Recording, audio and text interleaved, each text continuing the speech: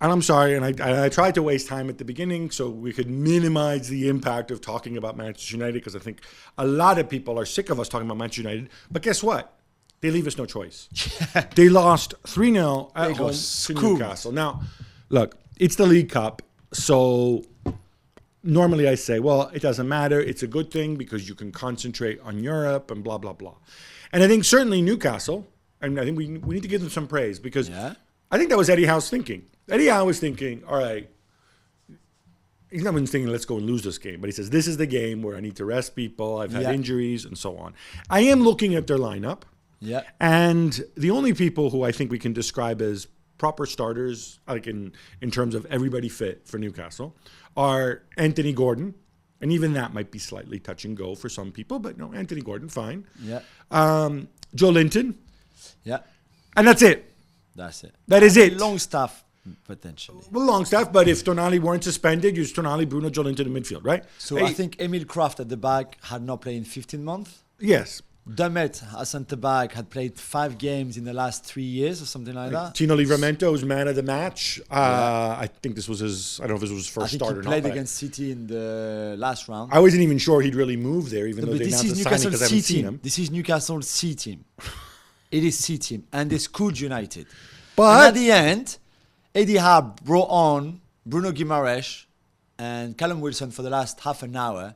And when he was asked why, I mean, you were 3-0 up, why would you play those guys? Oh, it was like a training session for them.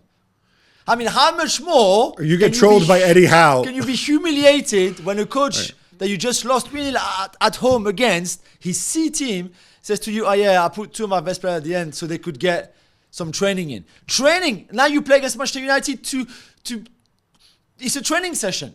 Okay, but let's be fair, because can we make the same case for Manchester United? I'm looking at their lineup. Yeah. And I see Casemiro, starter. Onana, starter. Anthony, starter. Mason Mount, supposedly starter. Diogo Dalot. Yeah, but Dalot... No, Dalot is a starter. Dalot is a starter. Who's Wan-Bissaka? Yeah, okay. Yeah, right. but let's say 4 now. Let's say 5. But Reguilon at left back? Is Reguilon... Not if Shaw's fit, but yes. No, but now... No, but we use the same standard for Newcastle, right? Okay, so if everybody's fit, fair enough. But even then, this is a stronger lineup on paper. And more importantly, what would really concern me about this, if I were Erik ten Hag, is I've given an opportunity to some players now who don't get much playing time or just coming back. They're playing against opponents who are not as good. They're at home. Some of these guys haven't necessarily been tainted by a lot of the negativity because they haven't played very much, like Hannibal, like Garnacho. Yeah, Martial. I mean, who's going to blame Martial other than me? And yet, they put on this sort of performance. And I've always sort of felt from what I've been told and so on, the players still want to do a job for Ten Hag. They're still on board for him. Didn't look like it yesterday. Well, if this is true, it means that they simply can't. And that's a concern. But we've said many times, if you have a structure, right, in place, where everybody within that structure, whoever plays, knows what to do, and there's actually a logic to when the ball is there, this is what we do. When we have the ball and the ball is there, this is what we do. Structure. In the structure, you can leave a lot of freedom to your most creative players, but at least have a structure. When you change the players within that structure, your best players will supposedly do the best job.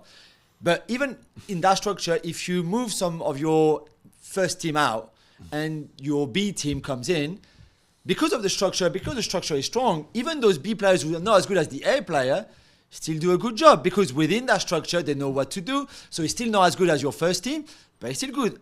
Like we saw with Newcastle. This Newcastle team that is the C team played like the A team of Newcastle, not as well. Because they're not as good? Yeah, no. Yeah, they would not be PSG 4-1.